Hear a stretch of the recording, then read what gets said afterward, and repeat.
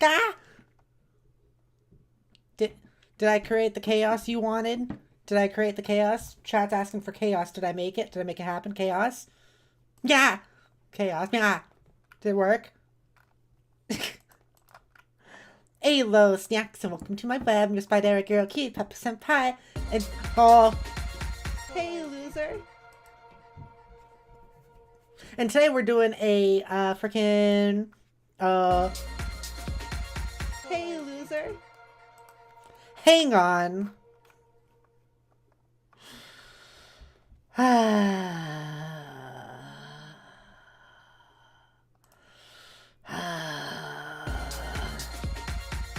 loser. Okay. I am actually turning off some of these redeems for this stream. Goodness gracious! Loser. You freaking freaks! You're obsessed! You're obsessed with torture. Hello, snacks, and welcome to my web. I'm Spidere Girl Kitty Pepper Senpai, and today I'm doing a chatting stream about talking about my lore, my lore, and also my world's lore, which is really exciting. I haven't done one of these for a while, maybe over a year. I don't know, but I have so much lore in my world that I'm absolutely not gonna be able to go over everything, but I'm gonna do like as much as I can for a stream. What were those redeems? There was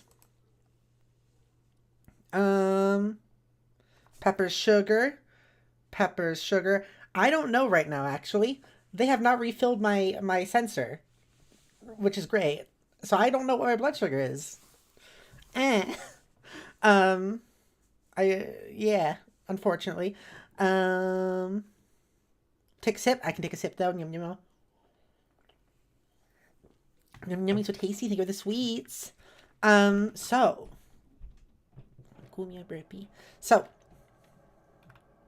I am turning off some other redeems. That includes Jackbox, Yummy, third person, detransition, and random voice. I'm turning those ones off. I'm sorry. I'm turning off like the timed 5-minute whatever ones, just because this is another stream where I am wanting to be able to stay on topic, because this one I want to have the VOD be actually rewatchable, if that makes sense. Because I want this to be a good informative stream for people to go back on and figure out some of this lore if they want to, ever. It's gonna go in my start here playlist.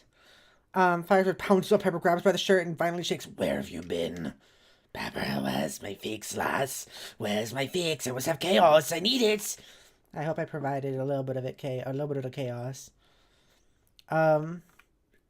Yes. Okay. So hello everyone. I see that we actually got a lot of chatting already. We have Fire Spitter, Pony Girl. I think that's a new person. Welcome to the stream. Shiny. Hello, Shiny. Orange. Andre. Anybody else? Is that it? Are you gonna be in the realm soon? I'm doing Minecraft stream on Saturday, I believe, this week. Moopy's Coon's also here. Heya, Moopia. Heya, Moopia.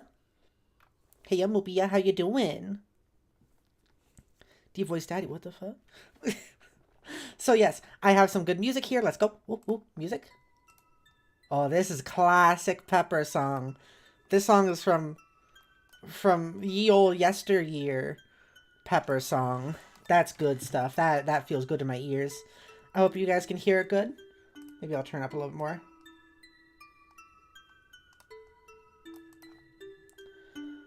There we go. That should be good enough. Some good old Pepper music for the stream. I hope my audio is good. So yeah, we're gonna be talking about some Spidere lore, which is really nice and fun. Cause I want to explore the Spidere lore with everybody here. I want to talk about the world, my characters, me, my story, and stuff like that. And I think that'll be pretty good, honestly. I think that'll be a good stream. Where also, of course, everyone can ask questions. I would love people to hear people's questions and what they want to know. So let me see here. I'm gonna make sure that the right stuff is showing up, and we're gonna actually probably go into a different window here. Where... Let me see here. A different window where I can show you a lot of visuals of stuff. Alright, let's do that now, actually. There we go. Different window. It's Photoshop. Classic window. Classic stuff. Good stuff. Photoshop. Always there for me, except when it isn't. What's happening in chat? You're completely home alone this week. My mom's on holiday in Italy. That's trying not to let my two brothers kill each other in the US. Goodness gracious. What did Moopy show you, Orange? What did Moopy show you? Okay, so it's my thumbnail. And then I have my wallpaper. These are like all the characters I've drawn, although there are many more characters that exist within this world, but these are all the ones I've drawn that we're going to go over. We're also going to go over the world itself. So I think I would like to ask you guys this. We have a few options here. Would we like to start with information on these characters, information on me, or information on the world? I'm kind of leaning towards the information on the world, but also I want it to be up to you guys.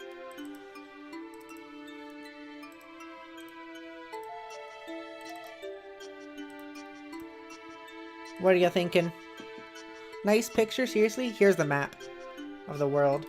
Here are the characters, and then you can already see me. You want to know about the world? Okay, cool. So, the world, I think, is, the world? Okay, let's set the scene here. Alright, everybody? So, this is the planet Spidere Lost. Or Spidere Lost, however you want to pronounce it. There'll be probably a lot of typing on screen, too. Spidere Lost. This is the planet's name, Spidere Lost. Right there. Oh, yes. This is the planet Spidere Lost. Okay. Or Spidere Lost, like I said. These are all the different continents, as you can see here. We have Ickerfall up here. I don't know if you can read these. We have Ickerfall, which is like this brown colory one.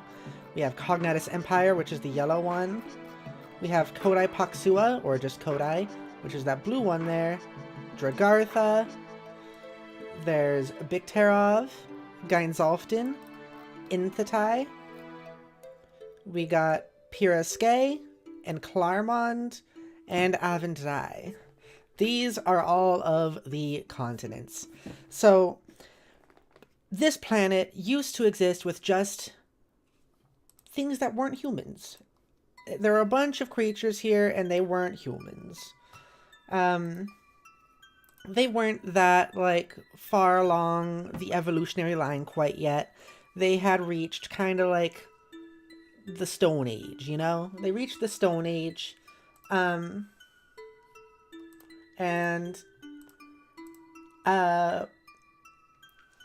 I'm actually gonna pull up a thingy. I have a dictionary for my world also. So they're called the Monstra. Monstra is basically all of the, like, how do I put it? Human-level consciousness beings that were here on this planet. That are not humans, specifically. We got tons of different species. We got, like, the classics like elves and dwarves. And then we got things that are a little bit more unique or special, like slimes, spider girls, all that sort of stuff. And just not spider girls, though, but there are other there's spider boys, there's spider, and, you know, there's all that stuff.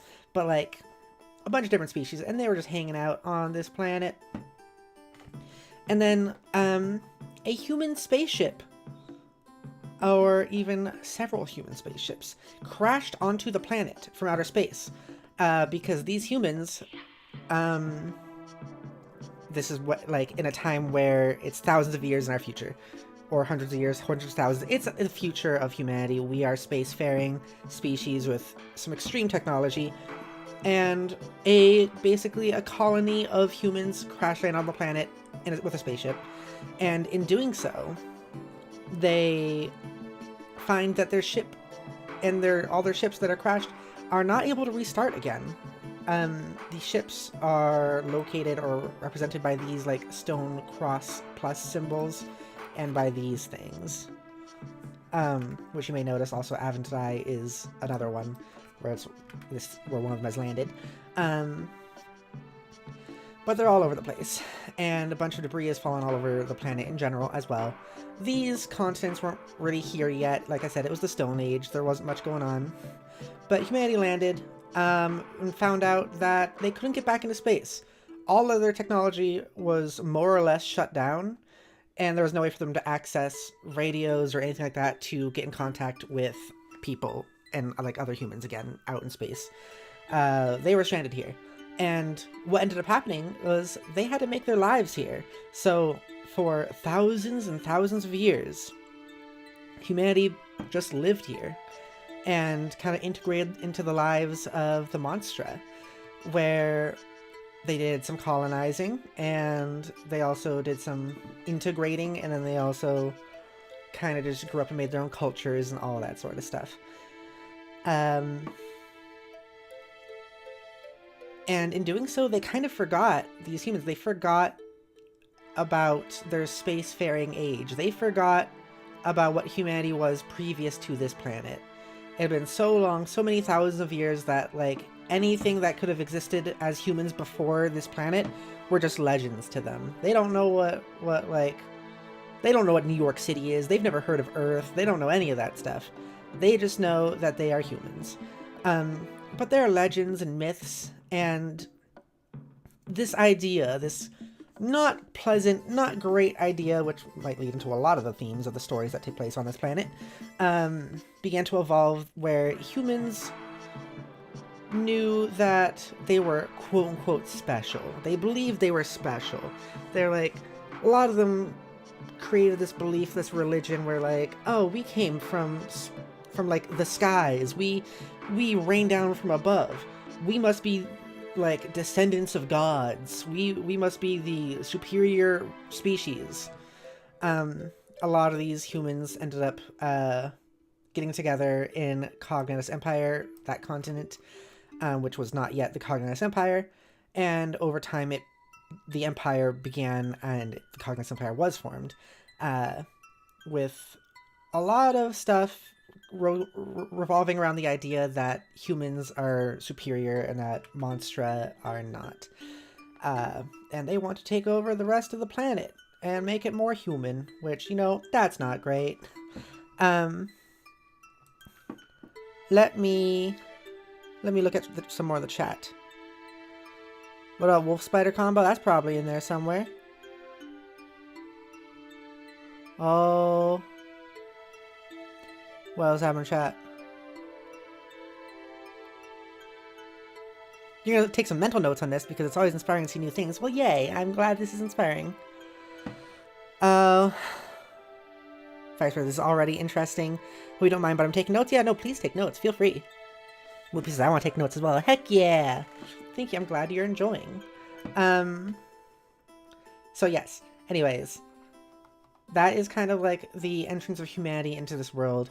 It wasn't that great. It didn't do great things for the planet. And as they evolved, like humans and the Monstra evolved further into their own sort of cultures, the different continents, different lands, and territories formed. Each continent has obviously a bunch of like sub-territories because it's an entire planet, you know, that's kind of how it works. Like North America isn't just the United States, and the United States isn't just like Arizona, you know? It's a bunch of stuff. And that's how it is here too. The Cognitus Empire, though, is itself an empire, so like everything under the Cognitus Empire's rule is kind of like, you know, they want to control their stuff.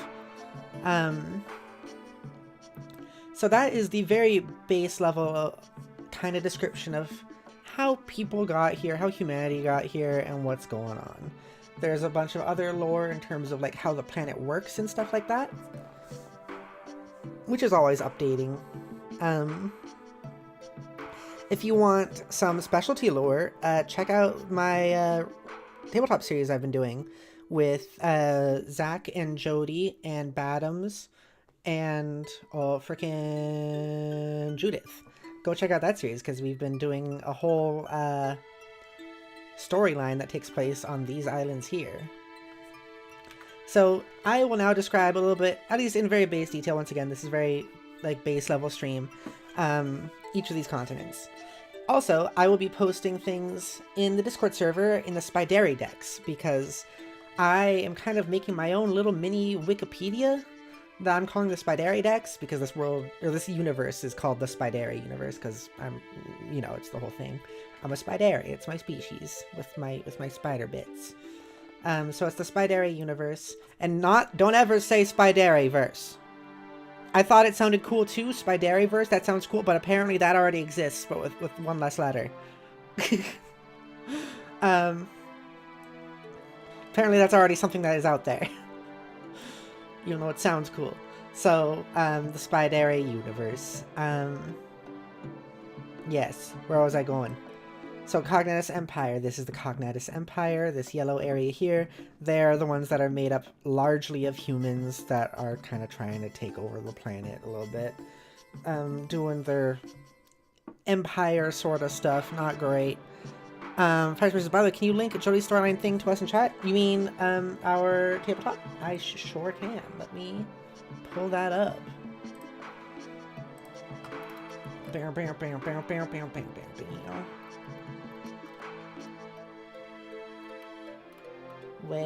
It's in, if you go to my channel also, it's under the thing podcasts. It's called The Quiet Year because that's the tabletop format we were using for that series.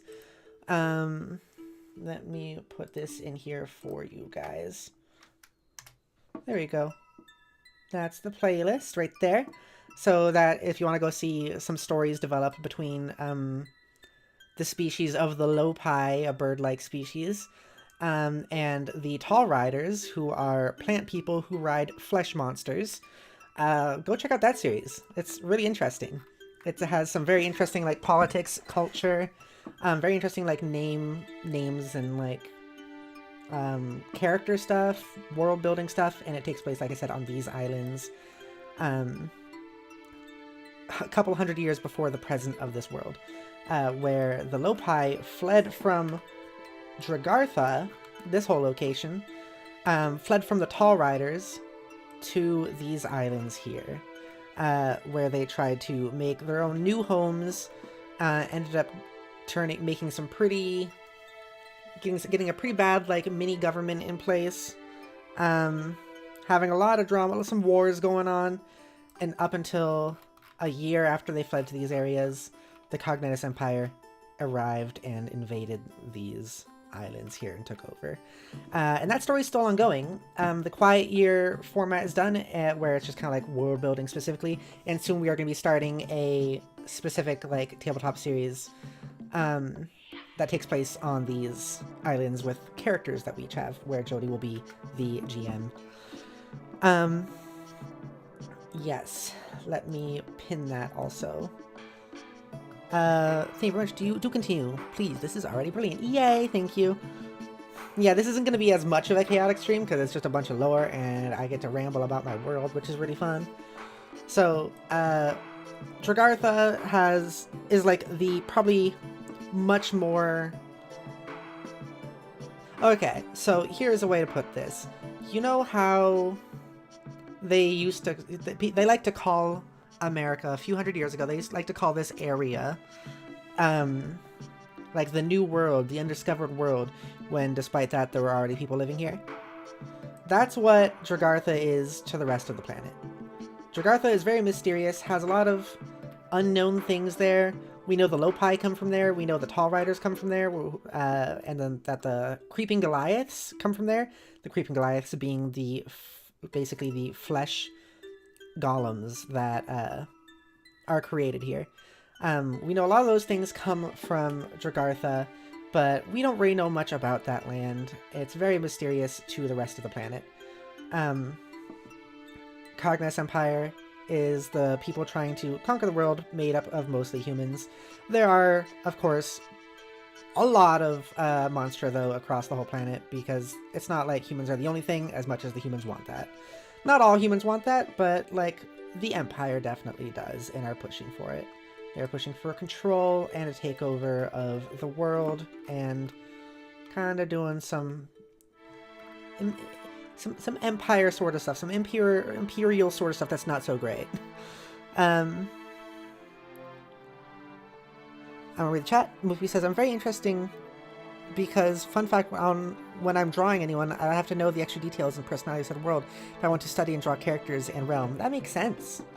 It's really cool. I've loved talking about this. I'm glad you're interested.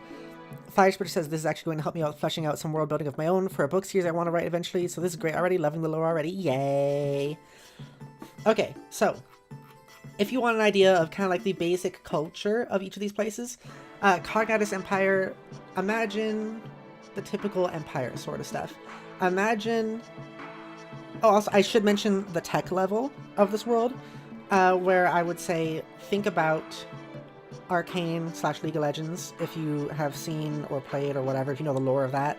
That's like the technology level we're at here for this planet.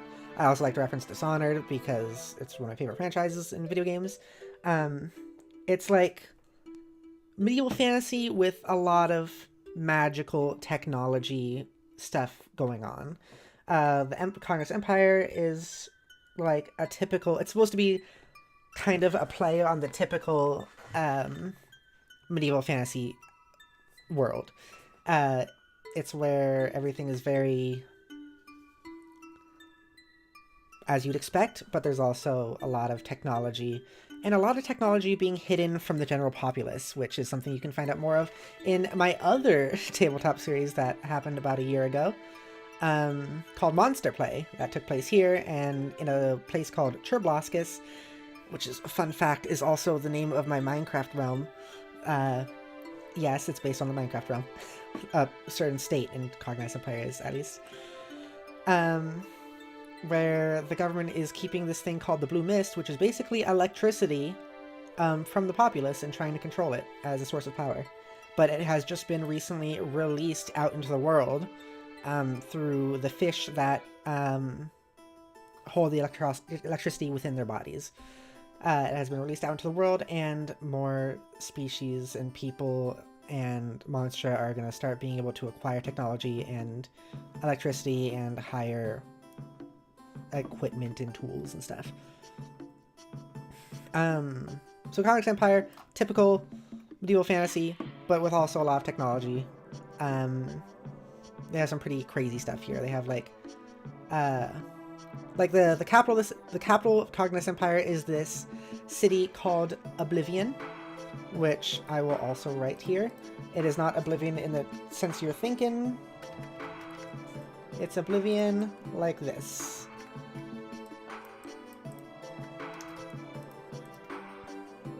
The capital is called Oblivion, and it is located in here. I actually haven't chosen a specific location for Oblivion within the Cognitus Empire, but that is the capital city. It is a massive, massive, massive city that is the size of a state. It is so huge. And it has technology in, like, its general idea and shape is the shape of, like, medieval fantasy, but they also have, like, very base level carriages things that can be, like, powered and driven. They have guns, they have a lot of fancy stuff. Kind of futuristic steampunk? Kind of. It's like, they got some futuristic stuff, but imagine the culture of medieval fantasy, if that makes sense. But it also really depends on where we are. Ikerfall, this place is kind of a... They're their own place, but are very much so kind of in agreements and with the Cognitus Empire and basically doing a lot of the things that they say, so they're kind of like partially the Cognitus Empire, while also supposedly operating as their own continent. Their culture is largely similar to kind of Victorian England, if you want to imagine that. Anywhere from Victorian England to like colonial America. There's a lot of stuff ranging on here. Actually, another good example of world building that I have used as a lot of inspiration, and also inspiration in terms of my like technology level, is One Piece. One Piece has been a big inspiration because like it's pirates, they use swords and guns, but also they have TVs and like phones made of snails and a bunch of interesting stuff like that. And it's kind of similar to that also in terms of like the technology level and that sort of stuff. Kodai Paksua is just kind of a place I actually haven't done too much with. It is kind of a place that's going to be fleshed out more in the future, so we're not going to talk too much about that. Klarmond is an interesting one. Klarmond is currently Cognite Empire's biggest rival. They themselves aren't good. They're still not great. They don't like Cognite Empire, but it's because they also kind of want to do their own similar thing. They are not the home of Monster, really. They are also like just separate humans. But also with a bunch of monsters spread out.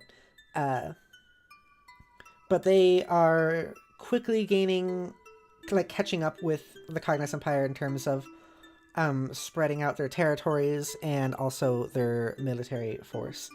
That's actually one of the big things, is that they have a very hefty military force, and their culture is very interesting. So how I like to imagine their culture is picture the aesthetic of medieval fantasy, right? But what if medieval fantasy had the culture, like the aesthetic of medieval fantasy, but the culture of 1950s suburb America? That's what Klarmond is. It's kind of nasty in the fact that it's like that, you know? They have suburbs, but they're medieval, and they suck. That's what Klarmond is. That's what they're about. Piersque, aesthetically wise, is kind of ancient Egypt. It's a lot of deserts down here. It gets colder up here, but they are currently the ones that the Cognite Empire is moving on. They are being largely attacked and erased, which is not good. Kind of genocided in this area. Piersque is the home to the devil species, which we can talk about in a bit, because there's a lot of species. But they come from here. It's kind of like I said, ancient Egypt. Inthetai is a place for like lizard people. And in terms of these lizard people, once again, to give you an example of appearance through comparison, imagine an Elder Scrolls Argonian mixed with a Halo Elite. That's what the species here looks like. They also do have like the whole honor thing going on because that's their shtick. They like honor and battle and all that stuff. They're kind of like samurai, sorta. Gainsoften is a place for the study of magic. A lot of magic is done here, and that is stuff that's studied there. I don't have much for that place either yet. Biktarov, I don't really have much for that place either. Aventrai is the largest piece of crashed spaceship that has landed on the planet those thousands of years ago, and it has been converted into a massive, as you can see from this map, that is an entire planet, massive structure where people live. Also largely controlled by the Cognite Empire as they try to take over the planet.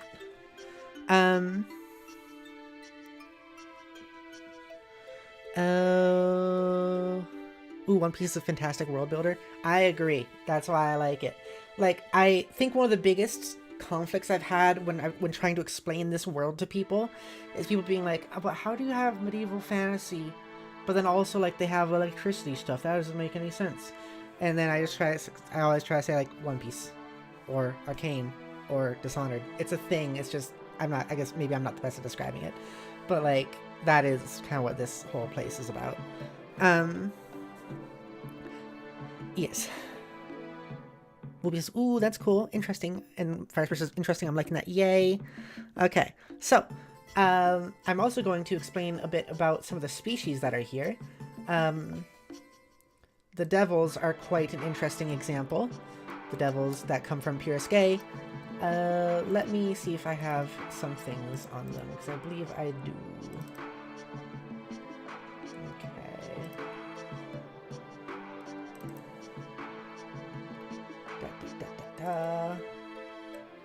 Okay. Okay, so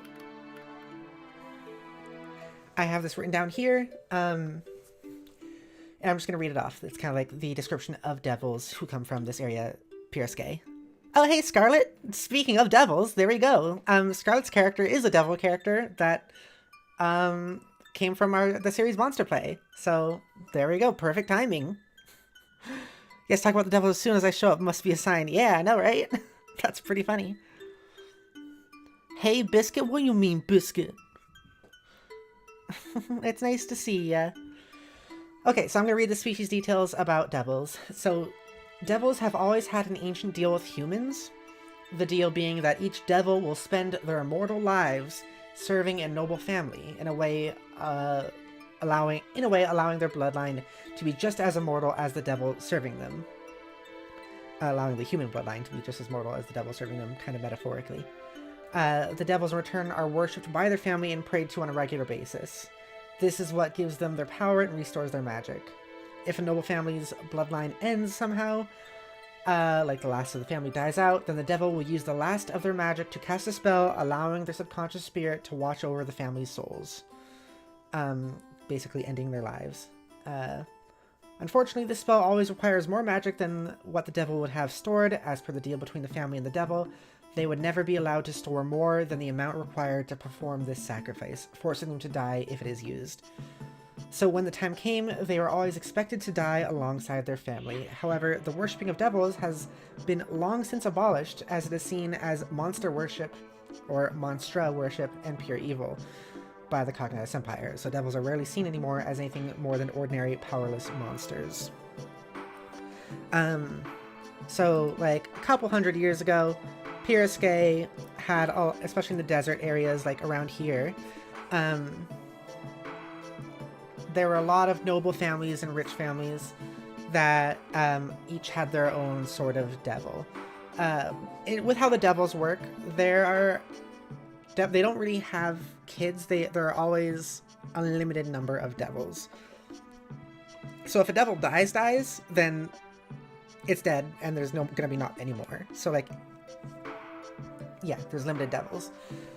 And a couple hundred years ago, they would all have this tradition where each one of them would be attached to a noble family, and would be worshipped by that family in return for them kind of like serving that family by giving them like luck and fortune and a lot of symbolic sort of stuff. And in return, they would be worshipped by the family as like their own individual like religious figure, or independent religious figure by each family. And this worship would make them more powerful and would let them keep all their magic. It's what keeps devils going, is they need to be worshipped. Unfortunately, when Pierscae was invaded by the Cognitus Empire, they started kind of trying to take all that down. They did not like this idea of people worshipping Monstra. And Monstra, once again, is just being anyone who's not human, that has like a human level consciousness. So they started trying to get rid of all this. They would either kill the bloodlines, the rich and people with noble families here, or they would kill the devils. And a lot of the devils having their bloodlines, the bloodlines that they serve being ended, would then end themselves in honor of the family, and then have their ghost kind of like their ghost or spirit self basically watch over their tomb, the family's tomb. But there were several monstra who, like devils, who didn't want to do that after being invaded. Like, our bloodline was supposed to go on for centuries more, blah blah blah, and now they're just being eliminated like nothing. I refuse to like end my own life for this. And a lot of them were kind of breaking tradition in doing that, but also losing a lot from life and like losing their powers and magic and becoming a lot more ordinary, besides the fact that they are more or less immortal in terms of like lifespan. Scarlet says, I'm going to call you a biscuit because you're a beautiful bitch. Oh, thank you, thank you. You too, Scarlet, of course. Thank you, thank you. Vice says, I understand that struggle. I want to have a culture and nation that's, although very small, is exceptionally technologically advanced as a rising power that conflicts with the main nation drastically. Yeah, that makes sense. Vice says, that is similar to how I want to write one of my own custom species, except with some key differences. Interesting, interesting. So we'll learn more about that when I actually talk about some of my devil characters that are from PRSK and have to do with this whole thing. I have characters from several different of these locations. Cogniz Empire and PRSK are probably the couple that have had the most development so far, story-wise. Mostly the Cogniz Empire, they've been developed the most. Yes. There's a lot of different locations for every place here. This island chain where my tabletop with Jody and Judith and Badams and Zach takes place. This island chain is called Notasia. Or not Notasia, I always say that. Notosia. That's where this is. But yes, how about we talk a little bit more about my character, my avatar, myself, and what I have to do with the whole world. So, yes, indeed, yes, yes, indeed, yes. So, I am a species called a Spidere, and how I came into existence as a Spidere is, we're very, very rare in the form that we are in human forms. So there's this spider species that gives birth to baby Spideys, and these baby Spideys will go out into the world after a little bit and eat stuff, and like spiders do.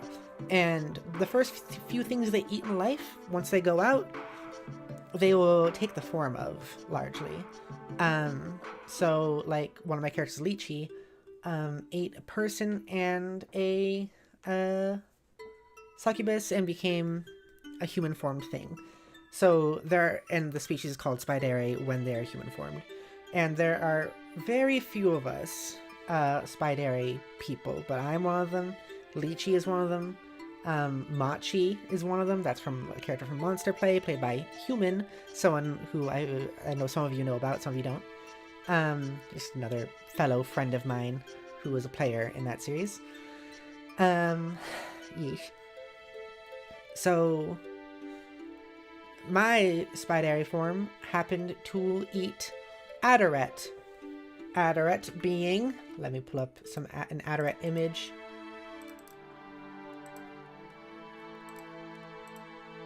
This is Adoret, my previous form. In me transitioning, luckily there was a little Spidere baby who ate this form and then turned me into me. And because eating this form took the form of this form a little bit, but also ate some other things, like also a succubus because I'm hot. I'm a beautiful bitch, as Scarlet said. And became me. As you can see, there are some similarities. Like, on my hand is the same, this, you see on my hand here? This hand, there's like a wristband. And then, oh my gosh, it's there too. It's there, it's in both places. But yeah, so became this version. So I'm actually, you know what? I think I'm gonna I think I am going to make myself larger. Also, feel free to ask any questions while I'm doing this whole thing, alright? Because I'm just gonna keep going otherwise. So, yes. And also, I, as Pepper, exist on Spidere Lost, and I exist on Earth. So, how that works is there is this thing called Primidiaire. So a big function of the world of Spidere Lost is that belief and culture can actually affect reality. You can also find out more about that by also going to watch the Quiet Year series we did, where it was me and Jody and Judith and Badams and Zach in the whole Notoja area down here. If you want to find out more about Primideers, you can go watch that one, or you can go watch the other one with Monster Play. They both talk about it in different ways. But largely, Monster Play focuses more on Primideers, while the Quiet Year focuses more on... My Quiet Year series focuses more on, the culture's effect on reality. But, cultures, beliefs, and thought processes affect how reality works. For example, if enough people believe in a deity, then that deity, if it didn't exist before, it now does. Because it was believed in hard enough. But the thing is that this is where you get a little bit complicated, so focus up. I'm curious what gods, if any, are involved in this world of yours. I'm seriously curious. Okay, so that's where I'm about to get into. So, with how this story's writing works, I like to imagine time as not a line. So everyone thinks about time as just a single, line. It's the timeline, you know? It's one-dimensional, because lines are one-dimensional. So you can, skip forward to a different part of the line, or skip backwards to a different part of the line. Sometimes the lines branch out with time travel stuff. But what if time wasn't a line? What if it wasn't one-dimensional? What if it wasn't two-dimensional? What if time was three-dimensional? What if it can move about within space? What if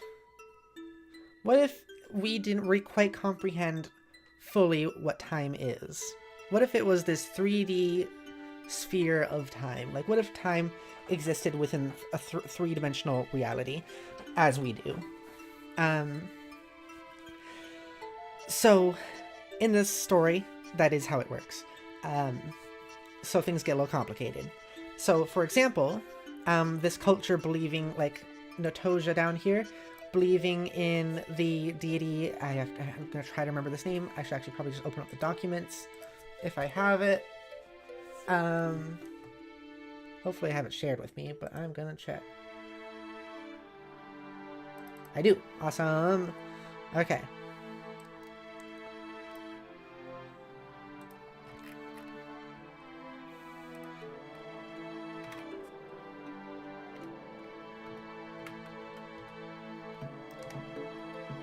Okay, yeah. So, for example, there is a deity called Aigle in the story of Notoja in the Quiet Year. That is a deity that the Lopi, the bird people who live here, believed into existence.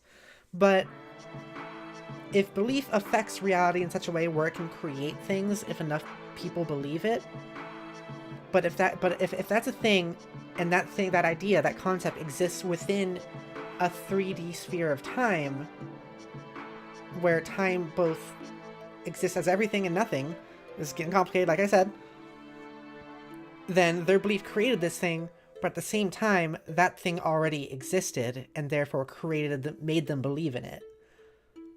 So they believed in it, and that made it real, but also it was real, and that made them believe in it. And I know that's complicated.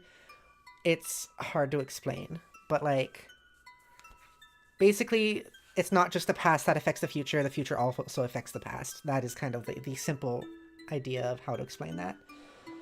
So that leads into more of my backstory of how I exist on both Monastery Lost and also on Earth.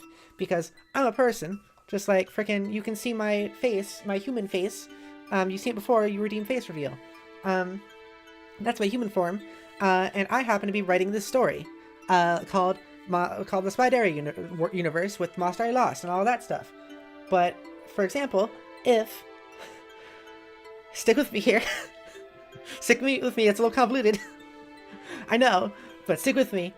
But if I were to exist in a 3D sphere of time, and also this belief thing worked this way, and I wrote this story, what if that made the story real? But also, the story being real made me write it in the first place, you know?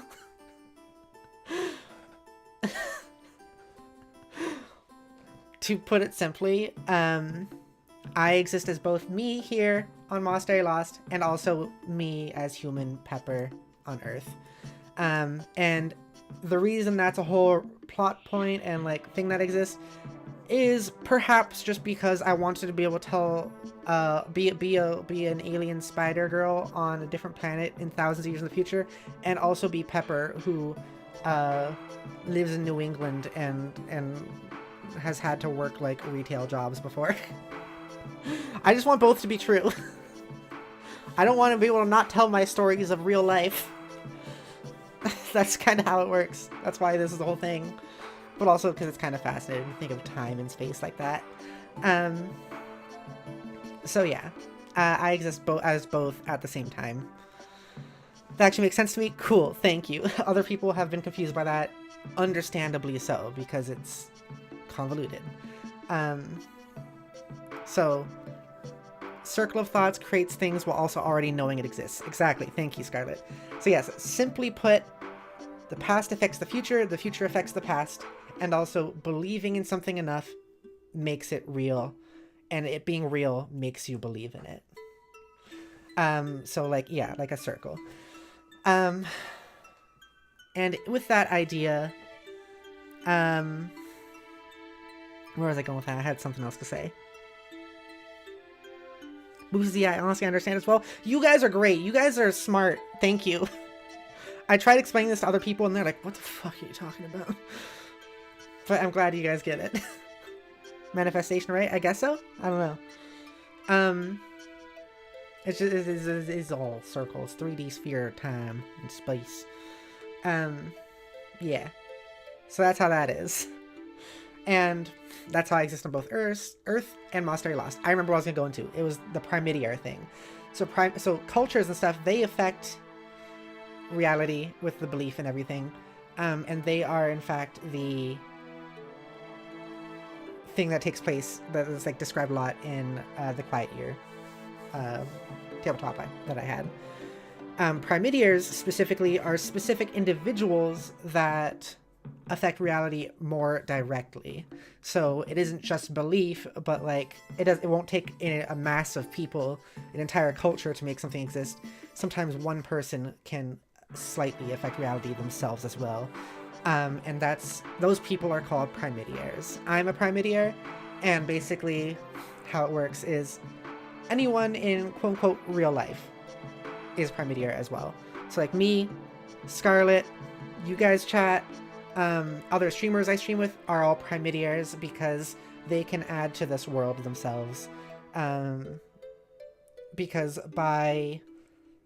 if we're imagining this fictional world we have here, if I'm writing something in it, that makes it reality to this world. And with the rule that Primidiars are people who affect that world in the same exact way, it's the way to describe people who are able to add to the world. Writers, basically. People who have effect on the reality and stories of this world more directly. So like, yeah, me, Scarlet, Zach, Jody, so on and so forth. That's why sometimes when you see the cards, let's see here.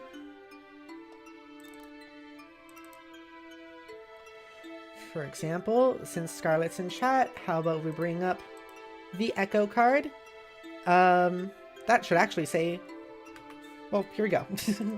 A nice, good time to fix this. This should say Primidiar. Because Echo is a Primidiar, because Echo is played by Scarlet in our tabletop series. And because Echo is played by Scarlet, who is a Primidiar, therefore Echo is a Primidiar. For that reason.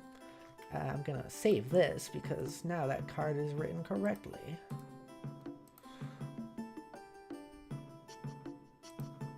Oh, I gotta save it again. That is the most complicated stuff, though, is the whole Primidiar reality timey-wimey stuff.